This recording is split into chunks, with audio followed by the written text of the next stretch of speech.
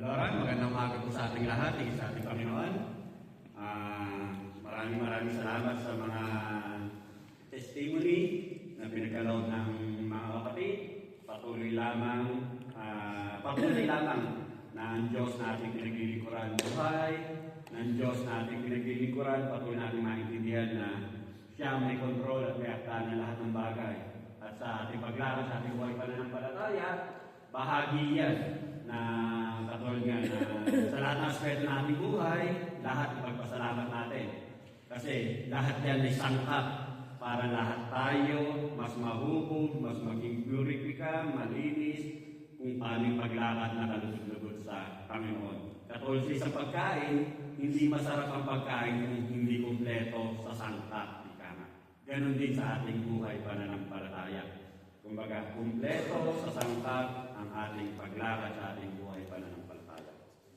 Alora, ang ating pag-aakalan ngayon, bilang magpapatuloy sa ating series sa aklat ng Colossians,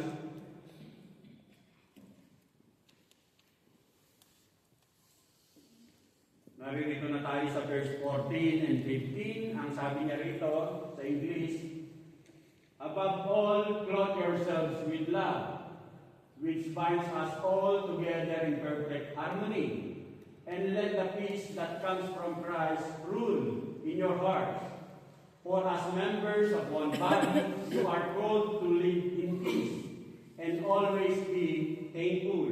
Sa Tagalog, at higit sa lahat, magbibigan kayo pagkat ito ang buklod ng ganap na pagkakaisa. At paghariin ninyo sa inyong puso ang kapayapaang kaloob ni Kristo, sapagkat ito ang dahilan kaya kayo tinawag upang maging bahagi ng isang katawan. Magpasalamat kayong lagi. Ang mensahe ng Panginoon sa oras na ito ay may titulong Realistic Love o makatotohanang pag-ibig. At bago tayo magpatuloy, manalangin po muna tayo. Minsan pa, Ama, ang aming patuloy ng pagpupuri. Pasasalamat, Ama, na pinagkaloob mo sa mga sandaling ito. Tunay nga, O Diyos, na hindi ka nagbabago.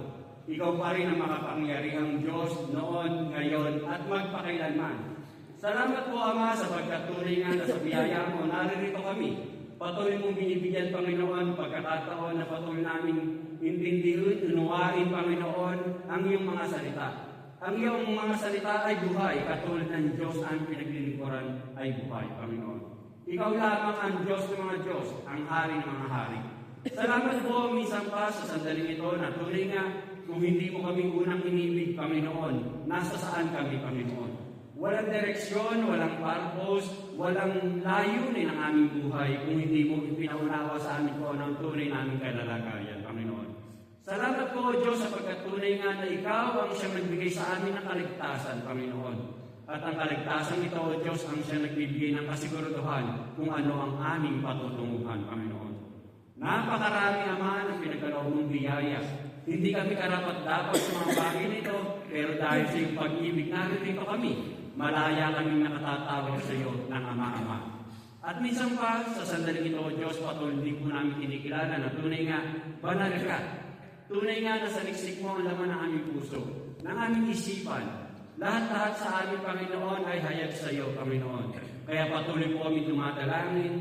Nanawa, Panginoon, kung minakikita kang maaaring maging hadlang upang hindi po maging malaya ang iyong pagkilos sa aming puso at isipan, ito po ay aming hinihingi, Panginoon, ng paglilinis. Ito man ay aming naisip, nasabi, nagawa na hindi kahaya-haya sa iyo. Lord, kami iyong pakalinisin at patawarin upang malaya ka nga pong makakilos, Panginoon, makapangusap sa mga sandaling ito. At minsan pa, dalahin ko, O Diyos, na tunay nga, Lord God, ang mga salitang ito, hindi lang po namin ito mapapakinggan. Ito po, O Diyos, ay tatanim sa aming puso at isipan, gagamitin namin, Panginoon. At patuloy na tulungan mo nga po kami na magamit namin ito, O Diyos, sapagkat tunay nga, habang ginagamit lang namin, ina-apply namin ang iyong mga salita, doon po namin mas mararanasan na buhay ka sa aming mga buhay, Panginoon. Kaya minsan pa, Ama, sa mga sandaling ito, patuloy po namin pinagkakatiwala ang mga sandaling ito, O Diyos. Sa ilan po ang pinamatas na papuri, parangal at pagsamba, sa tayong mga lamang ng iyong anak ni Jesus na iyong Panginoon at sa aming tagapagligtas. Amen. At dito nga sa ating mag-aaralan, realistic love, makatotohanang pag-ibig, ika nga. Dito, merong tanong sa bawat isa sa atin. Kumbaga, ang sabi diyan, do you love your fellow Christians? Kumbaga, tanongin mo ang sarili. Mahal mo nga ba ang iyong kapwa Kristiyano? Kapwa mananampalataya? Lalo't higit, ang sabi diyan, in this church, sa iglesia nito, mahal mo nga ba ang iyong kapatid sa iglesia ito? Kumbaga, maaaring sasabihin mo, oo.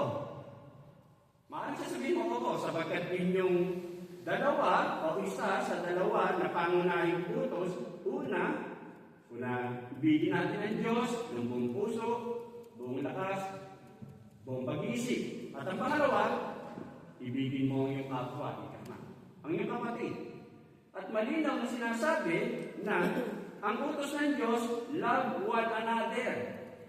Sapagkat mahal ng Diyos, kaya nga siya naririto, kaya ka naririto, ang Diyos ang siyang naglagay sa Kanya, sa iglesia nito, ika nga. At dito, kumbaga, ngayon, kung minsan kasi, sinasabi mong, mahal mo si kapatid, pero aminin natin sa hindi, may mga sandali na parang hindi mo sinasabi o hindi mo ginagawa yung sinasabi mong mahal mo si kapatid. Hindi mo binabati si kapatid. Binabaliwala mo si kapatid. Nasa saan ang pagmamahal doon? Para katulad halimbawa na sinasabing, tatanungin ko sa iyo kung kumakain ka ba ng balot. Sasabihin mo siguro, oo, kumakain ako ng balot. Pero, hindi ako kumakain ng sisiw. Eh pag sinabi mong balot, may sisiw. Kung pag hindi mo kinain yung sisiw, malamang parang penoy lang yung kinain mo. Ganon din, ika nga. Kung sinasabi mong mahal mo si kapatid sa iglesia, ibig sabihin, malinaw na sinasabi rito na dapat ipakita mo na mahal mo si kapatid sa iglesia.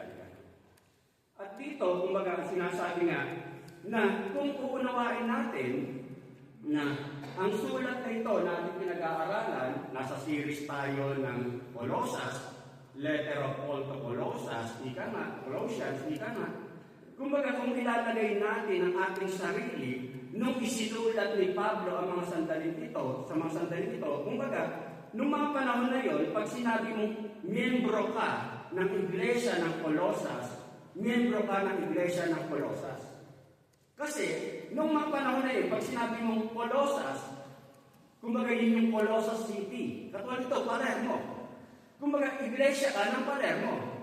Walang mga Baptist, walang CCF, walang JIL. Ika nga.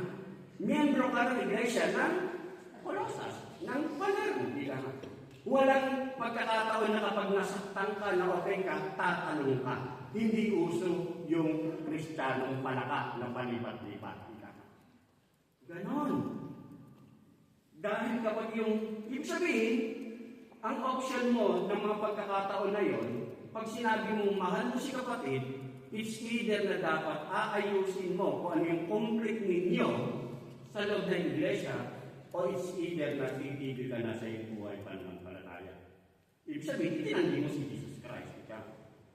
Yun ang panahon doon. At dito, kumbaga, ang sinasabi nga, ngayon, pag sinabi mong Kristiyano, kumbaga kapag yung na-open ako kay kapatid, tinamaan ako sa mensahe ni kapatid, tinamaan ako sa mensahe ni pastor, ay hindi na ako atin, lilipat na ako. Tatalon na ako ng pag-church. Ganon, kasi ngayon, marami ka nang pwedeng lipatan. At minsan, kung ayaw mo lumipat, mag-online na lang mga ako. Dito, sinasabi niya, realistic love. Kumbaga sinasabi niya rito, na pinapaunawa sa atin na maging makatotohanan tayo dun sa itinuturong love.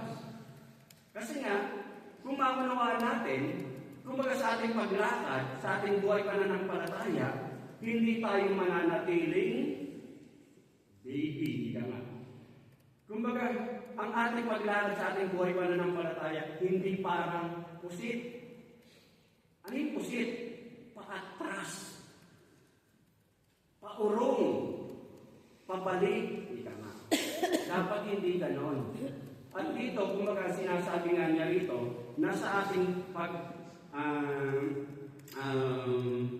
pag-aaral, maging dun sa mga panahon ito, dun nung sinulat nga ni Apostol Pablo ang letter to Colossians, kung babalik tanawan natin, may nakapasok na mga ilang bulahang tagapagturo na ipinapasok nila yung mga philosophy, knowledge na kanilang nalalaman. Na dapat ito i-apply mo sa iyong buhay pananampalataya. Idagdag mo itong mga dagdag kaalaman na to sa iyong buhay pananampalataya. Ano nagiging bunga nito? Siyempre, akala nila, yung dinadagdag nila, sarili nilang alam. Anong magiging daan nun? Pride. Kumbaga, magiging mapagmataas. Kumbaga, hindi mai-apply yung love one another na mag-ibigan kayo sa isa't isa. At dito nga, kumbaga, kung babalik tanawan natin na ang turo ni Pablo nung nakaraan na ating pinag-aralan, kumbaga, taglayin mo yung compassion, yung humility, yung patience, yung forbearance, at pagdating dito sa verse 14, at higit sa lahat, mag-ibigan kayo. Kumbaga, naririto tayo sa verse 14 and 15. Kumbaga, huwag lang natin sabihin, mahal mo si kapatid, o huwag mo lang sabihin, mahal mo si kapatid, pero hindi mo ginagawa. Sa ating pag-aaralan, ang sabi nga niya rito, realistic love. Una, realistic love must be a priority in the body of Christ. Doon sa verse 14, ang sabi niya rito, beyond all these things, put on love, which is the perfect bond of unity. Kumbaga, sa letter A, ang sabi nga niya rito, Paul's command would not be needed if love were automatic or effortless for believers. Kasi, ito yung utos, ito yung paalala ni Pablo, na ang sinasabi niya rito, kung automatic daw o sadyang pusa nang lumalabas yung pag-ibig, kumbaga hindi na sasabihin ni Pablo na mag-ibigan kayo. Kung automatic na mahal mo na si kapatid, hindi na sasabihin ni Pablo na mag-ibigan kayo. Love one another. At dito nga, sabi nga nito, sometimes, kung minsan, iniisip natin sa iglesia, na sa iglesia, ang isip natin, kumbaga, talagang walang nangyayaring conflict. Pero hindi, reality, meron. Kung nakikita mo yung love, salamat. Pero kung magkakaroon ka ng habang tumatagal ka, makikita mo na meron din talagang nangyayaring conflict. At itong sinulat nito ni Pablo, noong pa to, ika nga, maging sa panahon natin, nangyayari ito. At ang sinasabi nga niya rito, kung sa isang pamilya, kung sa isang iglesia, nakikita mo na may pag-ibig, ika nga, dahil, bakit? Kasi nga, nag-effort ka, nag-effort sila na mai-apply yung pag-ibig. Nag-get nyo?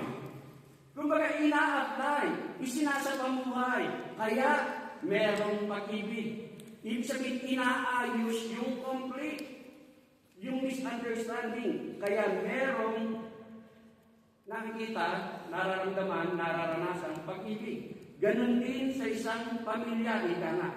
Sa isang pamilya, wala kang makikita na talagang tutulisyo, ika nga. Aminin ko nga sa hindi. Pamilya ko, pamilya niyo, ika nga. Kumbaga, merong nangyayaring conflict. Pero, kapag ina-apply nyo ang pag-ibig sa isa't isa, nagiging lisyo ang ikot daloy ng pamilya. Yun ang siyang pinapaalala sa atin.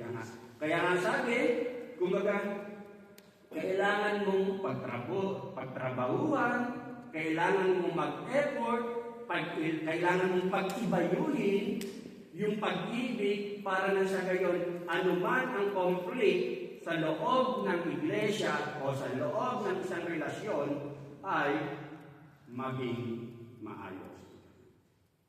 At ang sabi nga niya rito, hindi may iwasan sa iglesia yung magkakaroon ng conflict. Bakit? Kasi lahat naman tayo may mga problema. Lahat tayo may differences. Kumbaga, Ilocano, Bisaya, Tagalog, Kapampangan, o anuman, ika nga, age bracket. Ang sinasabi nga, pag pinanganak ka sa Pilipinas, iba ang kultura, ang ugali sa Pilipinas, sa ipinanganak dito, kung lumaki rito, cultural differences, ika nga, behavior, attitude. Ibig sabihin, pwedeng magkaroon ng conflict. Pero, kumbaga, ang sinasabi niya nito na pagtrabahuhan mo, mag-effort ka para na sa gayon, yung relasyon na sinasabi, yung realistic love ay makita sa loob ng iglesia. Pangalawa, ang sabi nga niya rito, love is not an optional or minor command for believers. Hindi siya optional. Ano yung optional? Na kapag yung gusto ko lang, kapag feel ko lang, tsaka lang. Hindi ganon. Love is not an optional or minor command for believers. Sa mga Kristiyano, sa mga mananampalataya, ika nga. At ang sinasabi nga niya rito, there are at least 55 direct commandments in the New Testament. Ano sabi? 55 direct commandments. Ang dami. Bukod pa doon, yung mga lesson o aral na may kinalaman kung paano mo i-apply yung mag-ibigan kayo. Katulad ng pinag-aralan nga natin last week, na kailangan mong magkaroon ng compassion, kindness, forgiveness.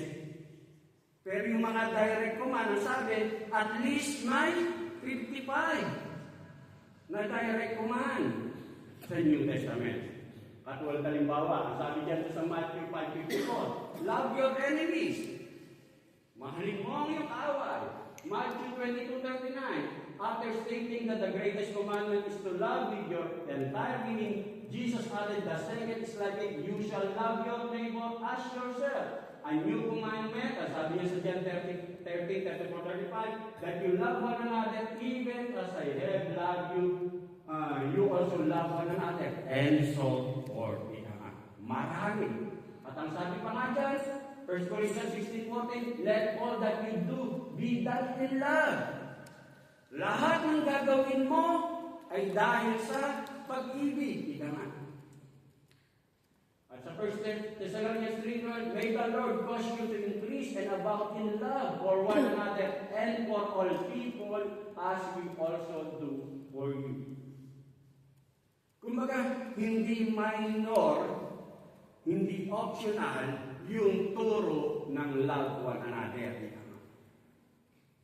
Kumbaga, dito, napakahalaga na makita yung love one another sa loob ng church. At maging, mismo si Apostle John, sa first letter sa John, ika nga, in-specific niya doon na kinakailangan na i-apply mo yung pag-ibig sa kapwa mo mananampalataya. At ang sinasabi nga na ito yung true test ng true Christianity kung paano mo ina-apply yung pag-ibig sa kapatid mo sa pananampalataya. Sa 1 John, pinag-aralan namin yan dun sa mga ragazzi. Kumbaga dito, mahalaga yung i-apply mo, i-practice mo yung love one another. Yan yung isa sa pinangaalala ni Pablo sa mga sandali ito. Pangatlo, ang sabi nga niya rito, to obey the command to love one another, we must understand what biblical love means. Para raw maunawaan natin yung lawanan natin, kailangan natin maunawaan kung ano ibig sabihin ng biblical love. Kumbaga, kung ang sa tingin mo, kapag sinabi mong love ay, ang sabi nga niya rito, if you think that love is a warm, passive feeling or that it means always being nice, you're missing the heart of biblical love. Anong sabi? Kung sa tingin mo, ang pag-ibig ay lagi lang masaya, puro lang kilig, puro lang flowers, nakapangit tayo. Hindi ganon. Hindi ganon lang ang love. Hindi lang ganon ang love. Hindi lang puro kilig. Ang sabi nga niya rito, it involves the emotion but isn't primarily a feeling. Oo, kasama yung emotion, pag-ibig, pero hindi lang siya puro pakiramdam. Kumbaga, ang sinasabi, if it were, kung ito'y puro lang pakiramdam, hindi na iuutos na mag-ibigan kayo. Hindi na iuutos na mag-ibigan kayo. Kasi nga, aminin natin sa hindi, love, mahirap, i-apply. Lalo sa mga tao hindi ka ibig-ibig. At ang sabi nga niya rito, papaano natin makikita ang biblical example of love? Siyempre, ang prime example dyan, walang iba, ang ating Panginoong Jesucristo. Siya ang talagang number one example ng love. Pero, dapat nating makita na yung love na pinakikita ni Jesus Christ, ika nga, kung minsan ay harsh. Anong harsh? Kung maaalala natin sa Matthew 16:23, ang sabi nga niya rito, nung sinabihan ni Jesus Christ si Pablo, ang sabi niya rito, ngunit hinarap siya ni Jesus at sinabihan, lumayo ka Satanas, hadlang ka sa aking landas, ang iniisip mo'y hindi sa Diyos kundi sa tao. Anong eksena ito? Ito yung sinabihan ni Pedro si Jesus na huwag nawang mangyari na mamatay si Jesus Christ. Kumbaga ang sabi ni Jesus Christ, huwag nawang mangyari, lumayo ka Satanas. Nirebuke niya, ika nga. Nirebuke niya kasi yung akala niyang tama, pero kung hindi mangyayari, ibig sabihin, hindi mangyayari yung katubusan ng katubusan sa mga kasalanan ng mga taong kasalanan. At yung sabi niya rito sa Matthew 23:33, mga ahas, lahi ng mga ulogong, hindi kayo makaiwas na maparusahan sa impyerno. Kumbaga, nung sinabihan ni Jesus Christ yung mga Pariseyo na hypocrites, brood of vipers, ika nga. Kumbaga dito makita natin yung pagre-review ni Jesus Christ kasi itinatama niya yung alam niyang mali, kasalanan sa paningin ng Diyos. Kaya dito, ang sabi nga niya rito, love is a self-sacrificing, caring commitment which shows itself in seeking the highest good of the one who loves.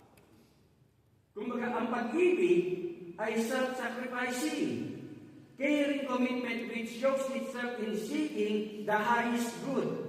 Kumbaga, alam mong ito yung mas makabubuti sa Kanya. Kahit para bang pangit. Pero alam mong ito yung the best para sa Kanya. At ang sabi nga niya rito, the core of love is not emotion but commitment. Ang pinakang sentro, pinakang puso ng pag-ibig ay hindi lang puro pakiramdam. Commitment, ika nga. Kaya minsan, kumbaga kahit sa mag-asawa, di ba? Kaya nga kayo nagsusumpaan kapag kayo ikinakasal, di ba? For better or for worse, in good or in hell. Kasi hindi laging matamis. Hindi laging okay, ika nga. Alam ang lagi lang okay. Eh paano kapag may problema na? Hiwalayan na. Ayawan na. Nasaan yung commitment doon? Kasi kung, alam mo, ayan, mawawalan na ng trabaho, halimbawa, magkakawas ng trabaho. Siyempre, anong reality nun? It's either na yung mga gastusin, mga bayarin, maapektuhan. Pero kung may love, based on commitment, kumbaga, masusupera yun. Magtutulungan para masupera kung ano yung mga nakapalibot na maapektuhan doon sa mawawalan ka ng trabaho. At yung trust in faith na nandiyan ang Diyos na may control at may akala lahat. Magkasama kayo doon. Magkatuwang kayo doon. Hindi yung puro emotion na, paano yung bayarin ko, darating yung katapusan. Pero kung i-analyze mo, nakasurvive ka na. Naalala ko sa Tecate nung mawala si Brother Joel sa KFC. Pero ngayon, nakakasurvive sila. Kasama pa sa mga kain-kain sa latas. Kumbaga, it's based on commitment, not on emotion. Ang sabi niya, it's not a commitment to make the other person immediately happy, but rather to seek the person's highest good. Alam mo ko na ito ang mas makabubuti. Ang sabi niya, it's not a commitment to make the other person immediately happy. Hindi ito. Kaya naroon papasok yung pinag-aralan natin last week na patience, kahinahunan, forbearance, pagtsatsaga, pagtitiisan. Kasi para mo makuha yung best result, magtitiis ka muna. Magtitiis ka muna. Kasi habang hinihintay mo yung due time na ibibigay ng Diyos na ipapaglit, mag-provide sa mga pangangailangan nyo, kailangan mong i-apply yung patience and forbearance. Bahagi yun. Kaya habang hinihintay yun, mag-ibigan kayo. Kumbaga, yung pinapaalala sa atin. At ang sabi nga niya rito, glorifying God is the highest good for every person. Yun ang pinakang motibo natin. Kumbaga, makapagpuri sa Diyos, ika nga. Kasi yun naman talagang tunay na rason ng buhay natin. Kung bakit tayo nakakilala, kung bakit tayo nagkaroon ng kaligtasan, kumbaga magpuri, sambahin ang ating Panginoong Diyos. Thus, sometimes love us so gently confront the other person seeking to help him or her grow to be more like Christ. Kaya kung minsan, kapag yung medyo lumilihis, ika nga, nandyan na medyo paalalahanan mo, mali ang pagkakaintindi mo sa lahat. Bahagi, hindi laging okay. Kailangan mo rin magtiis. For much better reason. Dahil sa Diyos. Ang sabi nga niya rito, biblical love is also self-sacrificing. Kumbaga, yung biblical love, kumbaga hindi siya puro pansariling sarap.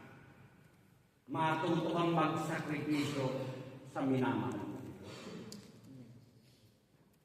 Yun ang biblical love. Kasi nga si Jesus Christ, ika nga, nagkatawang tao siya, bumaba siya dito sa lupa, nagkatawang tao. Bakit? Hindi naman para ibigay siya paglilipuran. Hindi, inialay niya ang buhay na mamamatay siya doon sa krus ng Kalbaryo. Ika nga. Kumbaga yun ang kanyang rason kung bakit siya nagkatawang tao. Ika nga. Christ's love, sabi nga niya rito, Christ loved us by sacrificing Himself on the cross. To love one another person means that you lay aside your rights and your comfort by doing unto Him what you would want done for you if you were in His situation. Kumbaga, yung mahalin mo yung kapwa mo, ang sabi nga niya nito, ilay aside mo yung karapatan mo, comfort mo, kumbaga handa kang magsakripisyo kasi alam mo ito yung mas makabubuti para sa kanya. Kumbaga, yun yung ipinapaalala sa atin. Ngayon, halimbawa, paano mo may papakita na mahal mo ang church? Paano mo may papakita na mahal mo si kapatid sa pananampalataya? Paano mo may papakita na mahal mo yung partner mo? Hindi lahat ng conveniente ay pag-ibig. Hindi lahat na kung saan yung totok okay ka ay pag-ibig. Kasi ang tunay na pag-ibig ay may kasamang sakripisyo. Yun ang tunay na pag-ibig, may kasama siyang sakripisyo. Ika nga. Ang sabi nga na, dito, katulad nung testimony ni Brother Eric, nagpapasalamat siya sa mga kapatiran na ginagamit para matulungan sila sa paglilipat bahay. Tapos, siyempre, nahihiya sila. Nagtatanong kung magkano raw bayad. Pero sa Kristiyano, hindi. Mahal ko si kapatid, kaya ko siya ginagawa. Kumbaga, bakit tayo gigising na maaga? Magsasakripisyo, hindi ka nga. Kasi meron tayong programa ng second part. Bakit ka pupunta? Mag-aayos, tutulong. Kasi para maiayos lahat, may handa lahat, hindi maapektuhan yung ating gawain para sa iglesia nila. Kumbaga, handa kang magsakripisyo na hindi yung kumbiente mo, kung gusto mo pa matulog, ay gumising ka para sa ikabubuti ng lahat. Mag-adjust ka rin. Kumbaga, ang sabi nga kanina, realistic love. At ang mensaheng ito, kumbaga, isinulat ni Pablo ito sa panahon na, ang sabi, kumbaga, merong Hudyo, may Hintil, may mga, tawag dito, yung mga rude, mga bastos, pinagsama-sama, may alipin, may amo, iba-ibang tao sa loob ng iglesia. Kahit sa amin, di ba? Iba't iba yung kultura natin, iba't iba yung kinasanayan natin. Yung sa isang tao, okay lang na parang pakalma-kalma lang, pero sa iba parang napipigon na walang pakialam. Kumbaga, dapat natin maintindihan, ang sinasabi nga niya rito, kumbaga, yung biblical love, pag sinasabi mong mahal mo si kapatid, hindi lang siya salita. It needs action. The goal of love is always to present every person mature in Christ. Ang pinakang goal ng pag-ibig sa buhay mananampalataya ay mag-grow siya. Kung kailangan mo magsakripisyo na ito ang makatutulong sa kanya para siya mag-grow sa kanyang buhay pananampalataya, magsakripisyo ka. Yung pang-apat na pinapaalala sa atin dito, sabi nga, biblical love is the basis for mature Christian unity. Yung biblical love, na sinasabi nga, handa kang magsakripisyo para sa ikabubuti ng kapatid mo sa pananampalataya. Ang sabi nga niya rito, Paul means that love is the quality that binds the various members of the body of Christ together in perfect or mature unity. Pag sinabi yung perfect, mature, ito sinasabi sa Hebrews 6:1. Therefore, let us live the elementary doctrine of Christ and go on to maturity, not laying again a foundation of repentance from dead works and of faith towards God. Ano sabi? Kumbaga, therefore, let us live the elementary doctrine of Christ and go on to maturity. Magpatuloy tayo sa ating pagiging paglago sa ating buhay spiritual. At ang sabi nga niya rito, magagawa natin ito sa pamamagitan ng the qualities that binds the various members of the body of Christ together in perfect, mature unity. Anong kailangan? Love. Yung pag-ibig.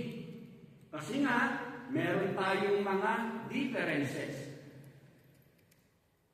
Meron tayong mga pagkakaiba sa isa't isa.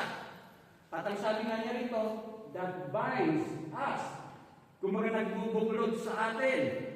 Sa Colossians 2:19, ang sabi nga niya rito, holding fast to the head, from whom the entire body being supplied and held together by the joints and ligaments, grow with a growth which is from God. Kasi nga, ang iglesia, ang church, iba't ibang bahagi tayo ng katawan ni Jesucristo. Pero ang pinakang-ulo, si Jesus Christ. Tayo ay bahagi ng katawan. Ngayon, ang sabi, ang ugat na mag-uugnay-ugnay sa atin ay ang pag-ibig.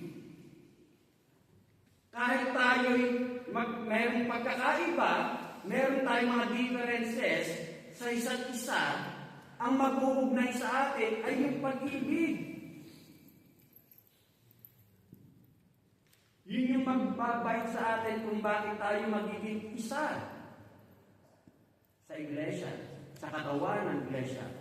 Ang pinakang-ulo, walang iba ang ating Panginoong Jesucristo. Ang sabi nga diba sa verse 11, yung pinag-aralan natin ng mga nakaraan, sabi niya rito, kaya't wala ng pagkakaiba ang Griego at ang Hudyo, ang tuli at ang dituli, ang tayuan at ang mabangis na tao, ang alipin at ang malaya. Kay Kristo walang pagkakaiba ang lahat at siya'y suma sa lahat. Wala ng pagkakaiba. Maging sa atin, ganun din. Kumbaga yung mga cultural differences natin, kumbaga, oo, nandiyan yan. Pero, nandoon yung pag-ibig na siya mag-ugat o magduduktong sa atin, sa bawat isa sa atin, para tayong maging isa.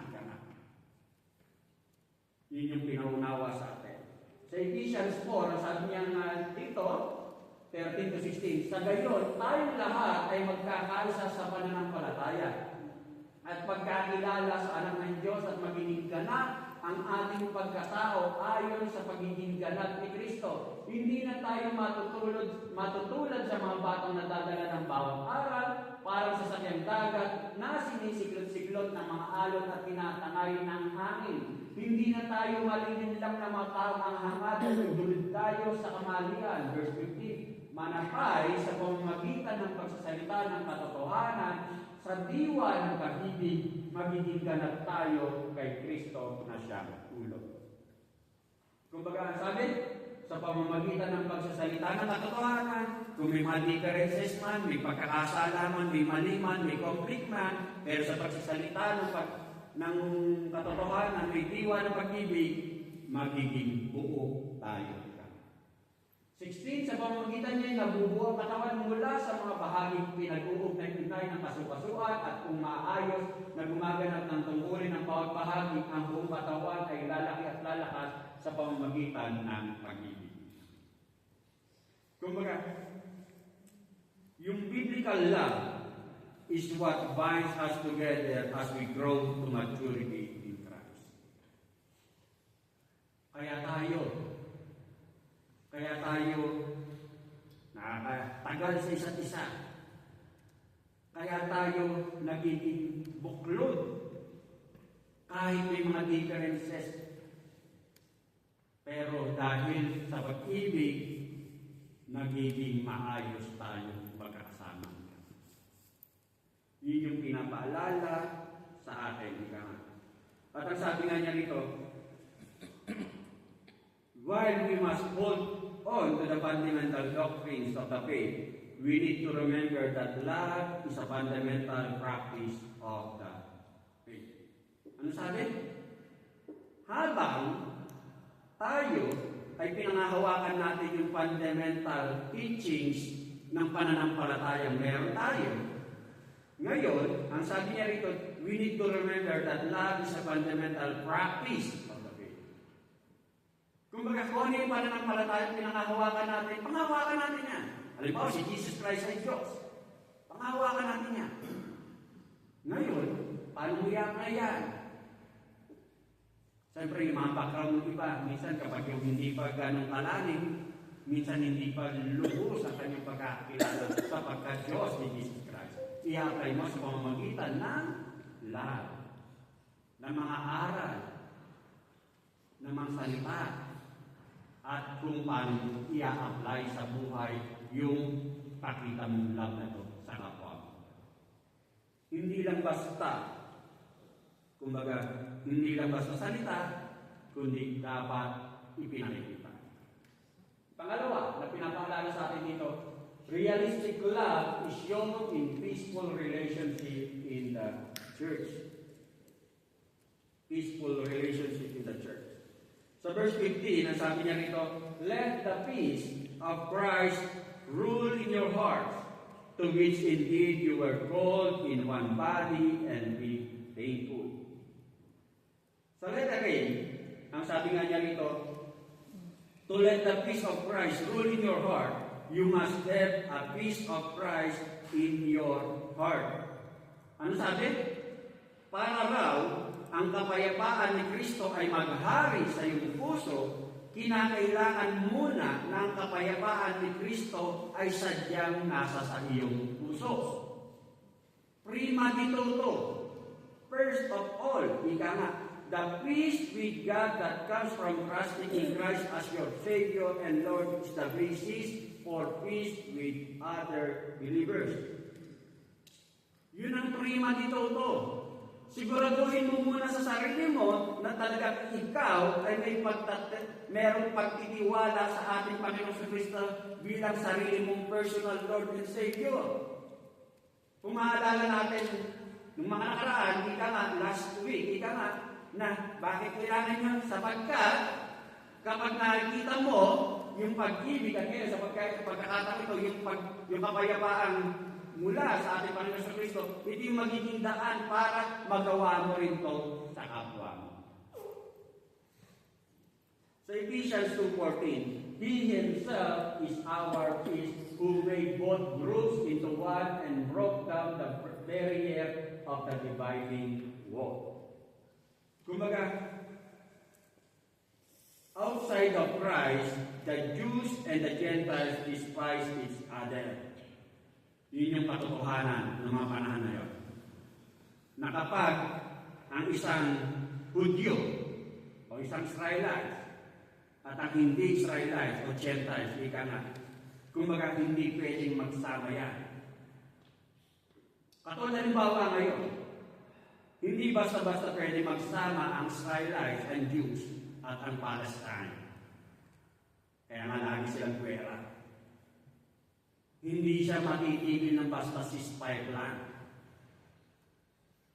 Matitigil yan kapag parehas sila ay yung puso nila ay binago ng pagtitiwala nila sa ating Panginoon sa Kristo.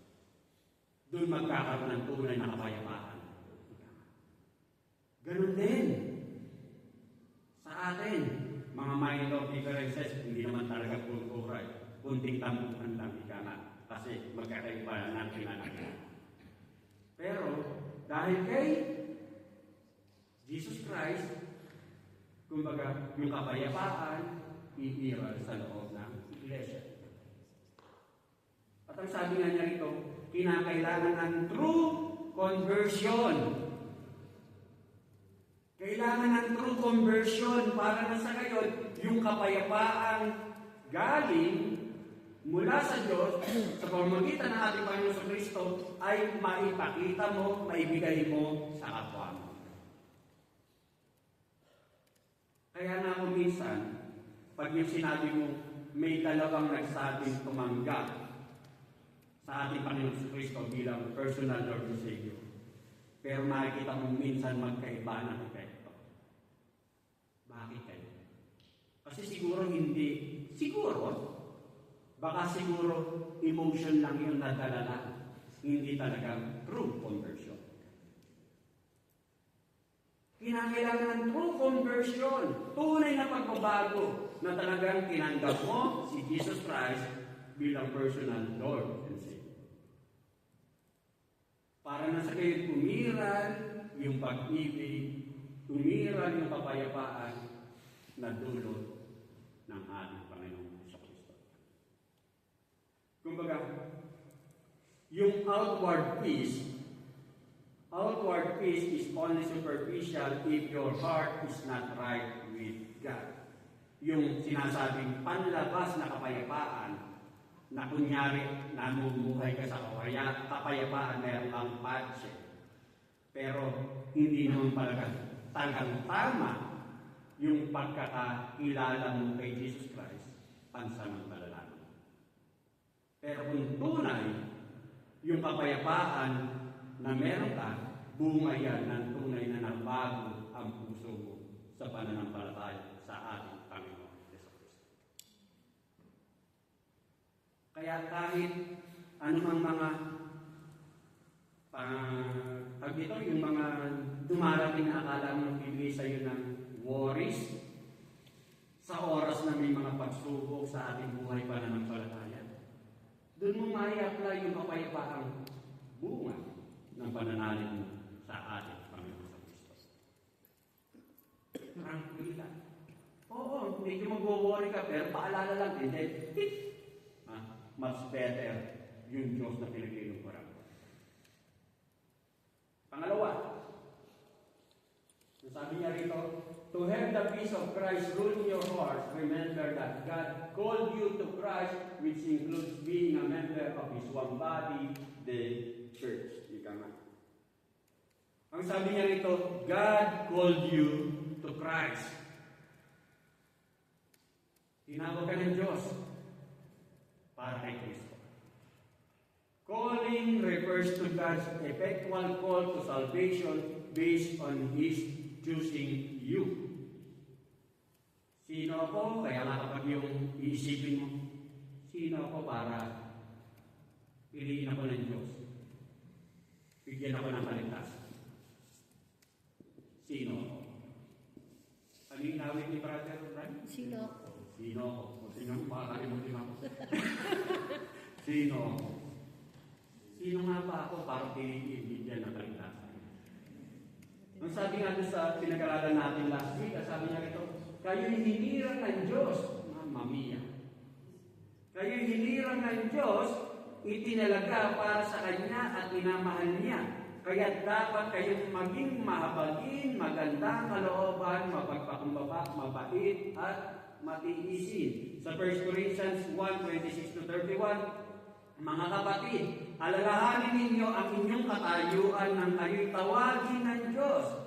Iilan lamang sa inyo ang sa paningin ng sanlibutan ay marunong, makapangyarihan at maharlika. Subalit pinili ng Diyos ang sa palagay ng sanlibutan ay kahangalan upang hiyain ang marurunong at ang mahihina sa turing ng sanlibutan upang hiyain ang malalakas. 28. Pinili niya ang mga itinuturing na hama, walang halaga at walang kabuluhan sa sanlibutan ito upang pawalang halaga ang mga itinuturing na dakila ng sanlibutan. 29. Kaya't walang maaaring magmalaki sa harapan ng Diyos. Sa Kanya mula ang ating pakikipag-isa kay Kristo Jesus na ginawang karunungan natin. Sa pamamagitan niya, tayo pinawalang sala ng Diyos, pinapaging banal at iniligtas. Kaya nga, tulad ng nasasabi ng kasulatan, ang Panginoon ang dapat ipagmalaki ng may ibig magmalaki. Kumbaga, mga ilang verses na nagpapatunay na pinili ka, tinawag ka ng Diyos. Ika nga, para ibilang ka sa iglesia. Ibilang ka sa katawan niya. Ika nga. Sa Romans 8:30, ang sabi niya rito, at ang mga itinilaga niya noong una pa ay kanyang tinawag. Ang mga tinawag niya ay kanya rin pinawalang sala.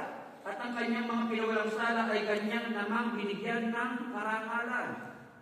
And then, ang sabi nga niya rito, kung may mga differences tayo, pero pinagsama-sama tayo ng Diyos para pagsamahin sa isang iglesia.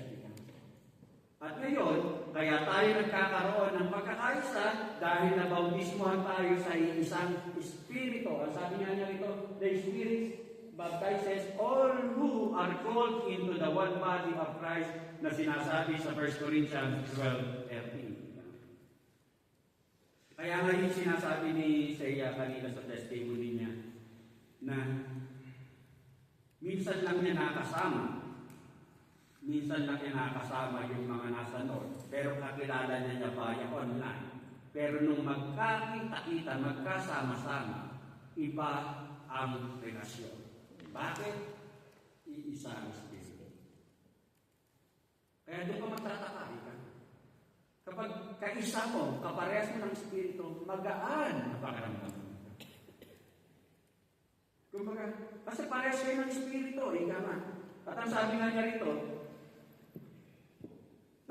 niya rito, pinili ka, tinawag ka ng Diyos para maging bahagi ng katawan niya. Pinili ka, tinawag ka ng Diyos para ilagay ka sa isang iglesia.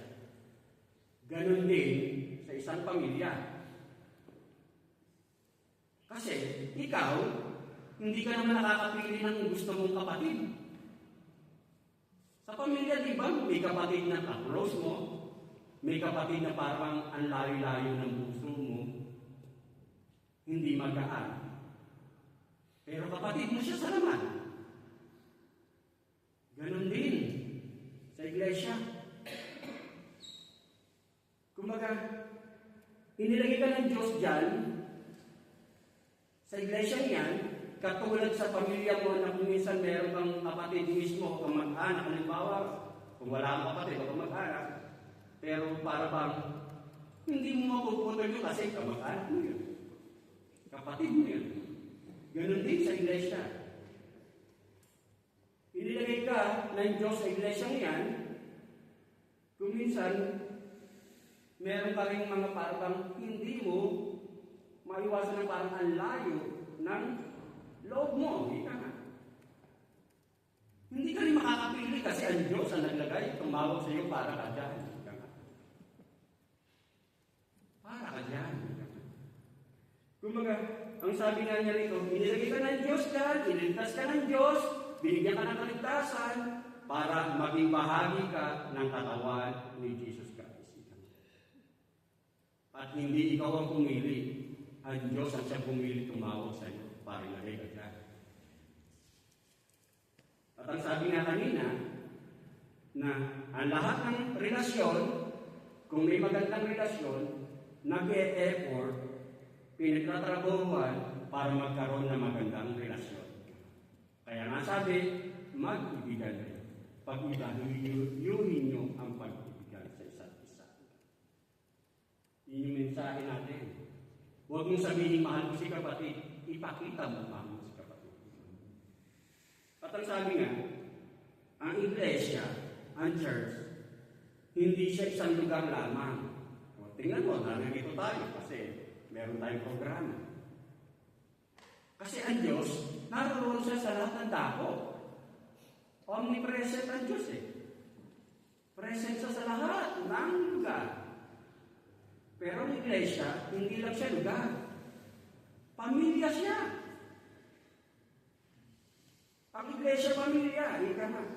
Hindi lang siya isang lugar, kundi isa siyang pamilya na kung saan ay nagsasama ang mga mananampalataya para magpuri, sumamba, mag-grow, mag-aral, magsaliksik, magpalakasan, magtulungan. Yan ang iglesia, At ang iglesia nga, di ba? Katulad na sinasabi na sa mismong kapatid, hindi ka pwedeng makapamili. Ganon din sa iglesia. Kumbaga, kinakailangan mong mag-effort na love one another.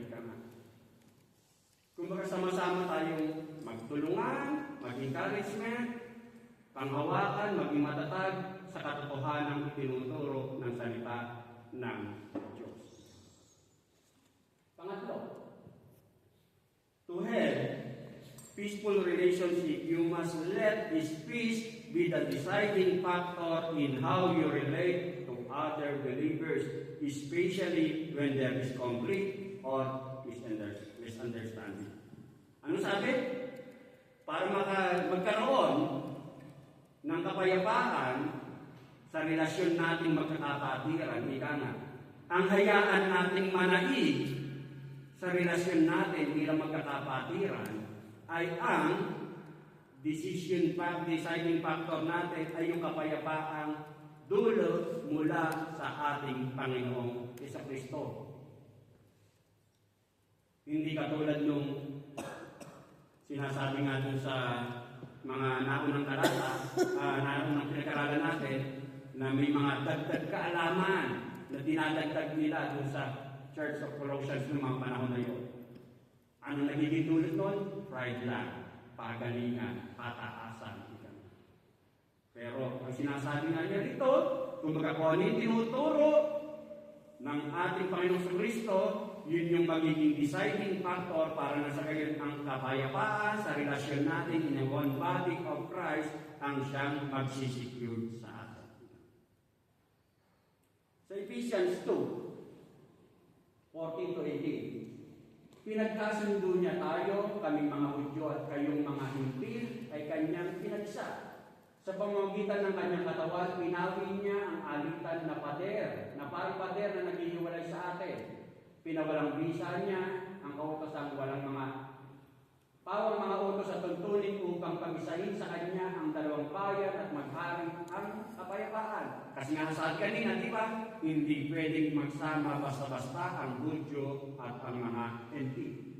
Kumbaga malaki ang pagkakaiba. 16, sa pamamagitan ng kanyang kamatay sa krus, walang iba ang ating Panginoon Jesucristo, binakasan niya ang alitan ng dalawang bayan. Kapwa pinapanumbalik sa Diyos at pinagbuklod sa isang katawan. Naparito si Kristo at ipinangaral sa lahat ng mabuting balita ng kapayapaan sa inyong mga Hintil na malayo sa Diyos at sa mga Hudyo na malapit sa Kanya. Dahil kay Kristo tayo'y kapwa makalalapit sa Kanya sa pamamagitan ng Espiritu. Wala nang pagkakaiba. Kumbaga, nagiging buklod tayo sa pagkakaisa dahil kay Kristo. At ang sabi naman sa 3:11, wala nang pagkakaiba ang Grego at ang Hudyo, ang tuli at ang di-tuli, ang dayuhan at ang mabangis na tao. Dahil yan sa ating Panginoong Jesucristo. Jesus Christ is all and in all. Maging sa ating ganyan. At ang sabi nga niya rito, ang paalala ni Pablo, kumbaga, kapag when you face with a potential conflict, kumbaga kung magkakaroon man ng conflict kasi nga hindi maiwasan, kumbaga sinasabi nga niya rito, decide how you act on what you say, kung ano yung mga gagawin natin, based kung ano yung tinuturo ng ating Panginoong Jesucristo. Kasi hindi nga maiwasan. Hindi maiwasan na magkakaroon at magkakaroon. Kung ngayon, peaceful, wala, maganda, salamat. Pero hindi maiwasan, pwedeng magkaroon. Yun yung pinapaalala sa atin. At ang sabi nga niya rito, iisang katawan tayo kay Kristo. At ang sinasabi nga niya rito, kung nasasaktan ang isa, nararapat nararamdaman mo. Kung binabaliwala mo si kapatid, hindi mo binabati si kapatid, ini-itsepwera mo si kapatid, alam mo yan. Kasi bahagi yan ng katawan. Alam mo yan. Sa Romans 14:19, sabi nga niya rito, let us therefore follow after the things which make for peace and things wherewith one may edify one another. Yun ang nakakalungkot eh. Kumbaga, minsan, sa isang pamilya, kapag walang problema, siyempre, natin yung tulong, kapag yung nabibigatan ka, narariyan, ala-alatay, tutoposto eh. Ngayon, meron lang magawang parang na-open ka ng konti, kinalimutan mo na lang. Kumbaga, sa halip na ayusin yung problema, yung conflict, ini-check mo yan. Eh, isang katawan magkatawan nga tayo eh. At ang sabi dito, ang pag-ibig ang siyang ugat na siyang mag-uugnay sa atin. Kaya mag-ibigan kayo, mga kapatid. Kumbaga yun yung ipinapaalala sa atin. At kung, kasi nga, ang sinasabi nga niya rito, at kung inilalayo mo ang sarili mo sa iba, katulad ng halimbawa, isang katawan tayo, di ba, sabi, we are one body in Christ. Ang pinakaulo ay si Jesus Christ. Ngayon ito halimbawa, i-imagine mo halimbawa sa sarili mo, na open ako halimbawa, nasaktan ako. Ay isang katawan ka. Ngayon, i-halimbawa mo sa sarili mo na, lalayo muna ako. Putulin mo muna itong kamay ko. Kung baga ikaw kunyari yung kamay, aalis ka muna. Siyempre, nasaktan ka rin kasi hindi mo ulit. Nasaktan din yung buong katawan. Apektado din. Kung baga hindi nyo sinasabi, para bang pinuputol mo, sinasaktan mo ang katawan ni Kristo. At ang sinasabi nga niya rito, maging maingat tayo sa mga pagkilos natin, sa mga ginagawa natin, kasi ang dapat natin laging isipin ay yung magbubuklod sa atin ng kapayapaan sa katawan ni Kristo. Pangapat, na pinapaalala sa atin, to have peaceful relationship in the church, you must be thankful for your salvation and for your brothers and sisters in the body of Christ. At paghariin ninyo sa inyong puso ang kapayapaan, kaloob ni Kristo sapagkat ito ang dahilan kaya kayo tinawag upang maging bahagi ng isang katawan. Magpasalamat kayong lagi. Ang sabi niya rito, when you are wronged by fellow Christians, do not focus on your rights that were violated. Kung medyo yung feeling mo, nasaktan, na-offend ka, huwag mong basta-bastang isipin kung ano yung mga karapatan mo. Kasi hindi nga nakabase sa pakiramdam.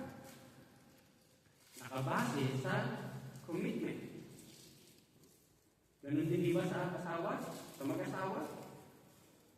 Kung ang sinasabi na niya rito, huwag natin halimbawa gagawin na para pang gagawa ka ng isang pagtitipon o gagawa ka ng isang sitwasyon na para bang kumukuha ka ng halimbawa ng mga kakampi na papabor sa iyo. Sa halip na ayusin, pinalalaki mo yung conflict.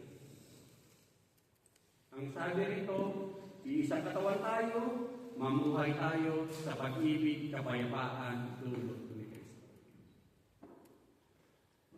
Sa Romans 12:14, ang sabi niya rito, idalangin ninyo ang mga umuusik sa inyo, idalangin pagpalain at huwag sumpain. Pagdating sa 17:18 ng Romans 12, huwag ninyong gantihan ng masama, ang masama, sikapin ninyong mamuhay ng marangal sa lahat ng panahon hanggat maaari makisama kayo mabuti sa lahat ng tao.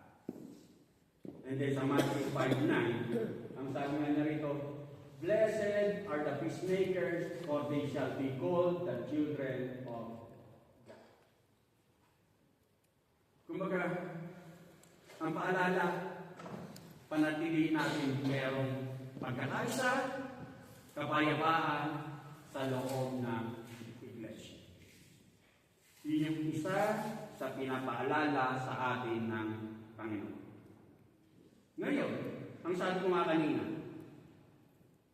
kapag yung pumasok ka sa isang iglesia o sa isang iglesia, nararamdaman mo yung pag-ibig. Salamat, yun naman ang talagang nararapat, kaya nga natin pinag-aaralan. Pero, in reality nga, may mga nangyayari na parang dahil nga, halimbawa, matagal na tayong magkakasama, katulad halimbawa ng rose. Ang rose maganda. Yan ang symbol ng Panginoon. Yan ang regalo namin. Kumbaga, amen daw. Maganda ang rose.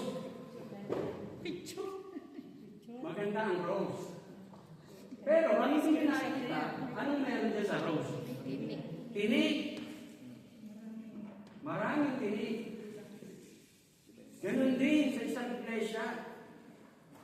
Halimbawa, maganda ang iglesia. Pero habang tayo nagkakasama-sama, habang tayo mas matagal nang nagkakakilanlan, may mga bagay na kung minsan ay matutoka ka, matutusok ka. Kasi hindi mo alam na na-open pala si kapatid sa ganong sitwasyon. Na-hurt si kapatid. Na-open si kapatid. Nasaktan si kapatid. Ganon din sa mag-asawa, di ba? Sa mag-asawa, ganon din. Kaya nga sinasabi ko, hanggang hindi kayo nagsasama na talagang kayong dalawa, may makikilala at malalaman kang mga ugali ng iyong asawa. Kaya habang naroon na, natusok ka, hindi mo na pwedeng isauli kasi nagsumpaan na kayo. Hindi pwedeng isauli kasi nagsumpaan na kayo. Ganun din sa iglesia.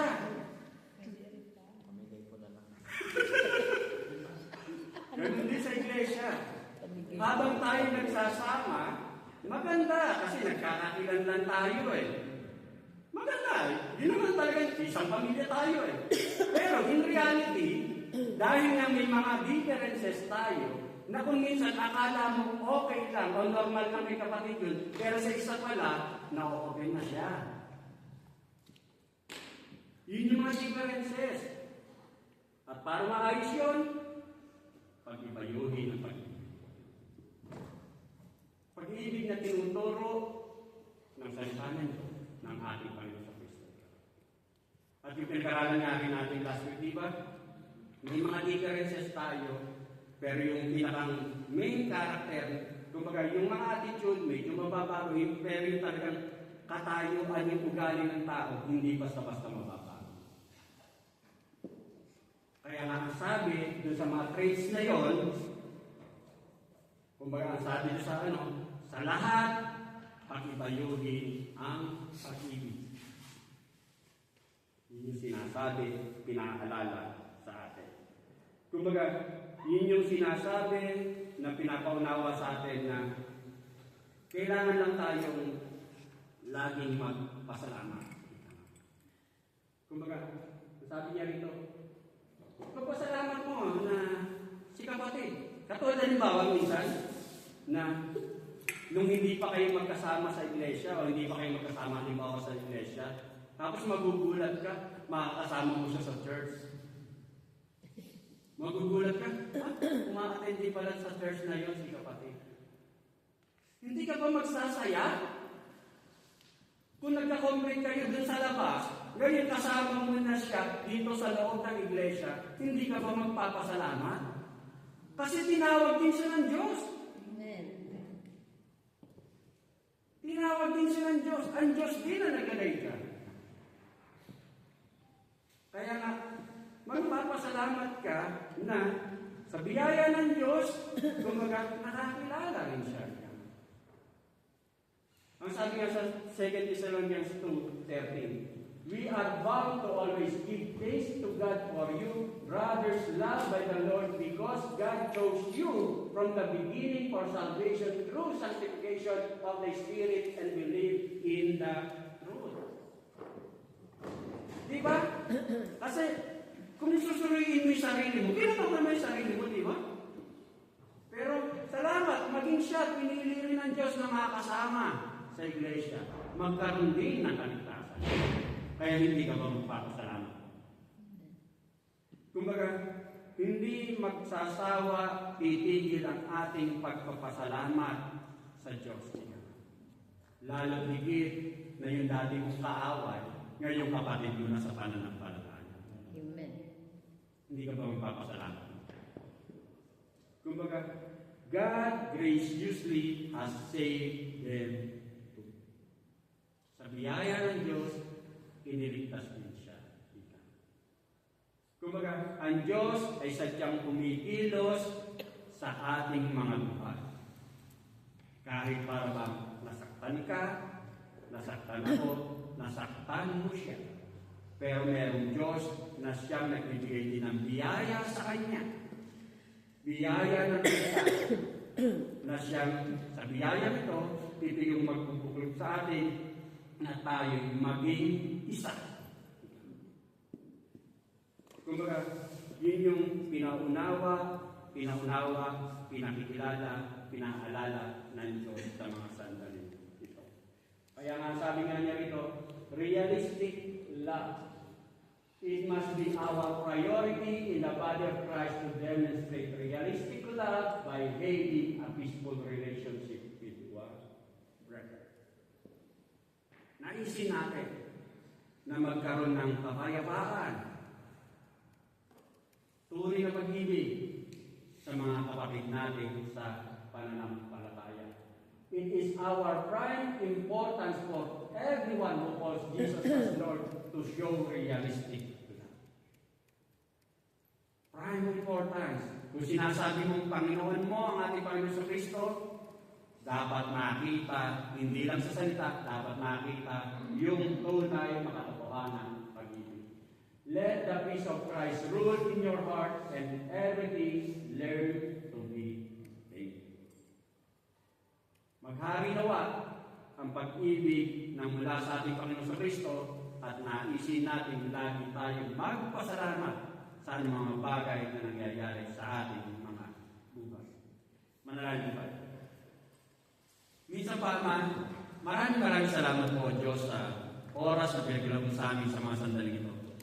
Salamat po Diyos sa pagkatuloy nga na sa biyaya mo, naririto kami. Malaya kaming nakatatawag sa iyo ng Ama-Ama. Salamat po Diyos sa pagkatuloy nga na hindi mo ipinaunawa sa lahat, bagkos sa mga pinilit-hinirang mo, Panginoon. At isa kami, kasama kami sa mga sandaling ito, Diyos, na patuloy namin naintindihan, naunawaan ang mga salita mo. Kaya maraming salamat po sa lahat-lahat ng ito, Diyos. At minsan pa tunay nga na ipinakilala mo sa amin, ipinakita mo sa amin sa mga sandaling ito. Lord God, ang realistic love, hindi lang sa salita. Lord God, i-apply namin, Panginoon, ang pag-ibig na ito, Panginoon. Sapagkat ikaw ang unang umibig sa amin, Panginoon. Hindi rin kami kaibig-ibig, pero inibig mo kami, Panginoon. Kaya sa tulong at biyaya mo, Panginoon, nawa ang aral na ito ay may isa pamuhay po namin. Hindi madali, Panginoon, pero naririyan ng Santong Espiritu na siyang tutulong sa amin, Panginoon, na may isa pamuhay ang mga bagay na ito, Diyos. Sapagkat sabi rin ng mga salita mo, tunay nga na makikita kang tunay sa aming mga buhay kung kami nag-iibigan sa isa't isa kami. Salamat po sa aral na ito. At minsan pa, dalahin po, Diyos, na tunay nga na sa biyaya at habag mo, Panginoon, patuloy na makita nga po sa amin ang kaibahan na namumuhay kay Kristo, Panginoon. Salamat po, ito po Diyos ang aking sabdalangin sa tayong mga lamang ng iyong anak si Jesus na iyong Panginoon at sariling tagapagligtas.